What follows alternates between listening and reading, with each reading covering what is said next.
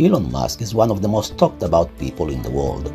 His videos have millions of views, he has millions of followers on Twitter, and is widely covered by the media all over the world. Yet, when he travels to Europe and makes himself available to the questions of young entrepreneurs, he is often asked questions by the host that he has answered in many other occasions before.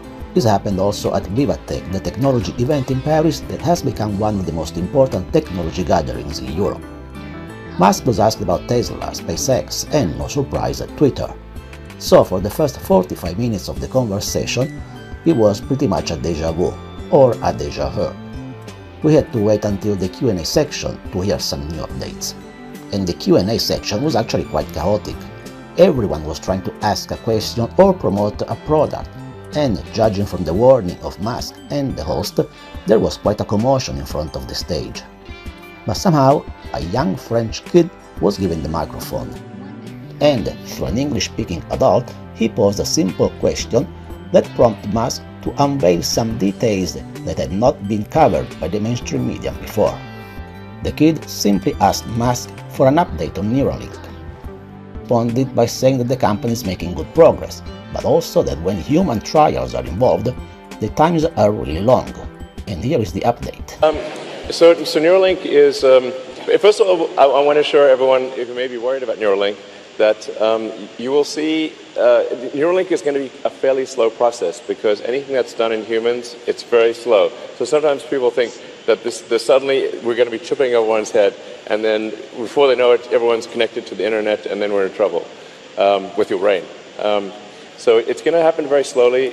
Hopefully later this year we'll do our first human device implantation, and this will be for someone that has sort of tetraplegic, quadriplegic, has lost the connection from their brain to their body, and we think we should be able to. That person will be able to communicate as fast as someone who has a fully functional body.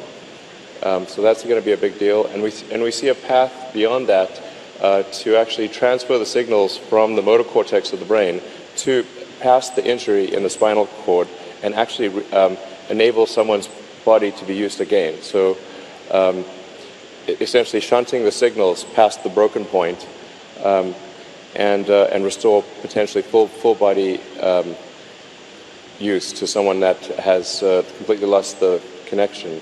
At this point, Musk could not have come up with a better example to create a visual for young scientists, but also to mention a person that he admired. And I mean, you can imagine, like, if, say, Stephen Hawking were alive today, what a profound change that would be. So that's our first application. And if it's looking like that, the first case will be later this year. So, yeah. Fantastic.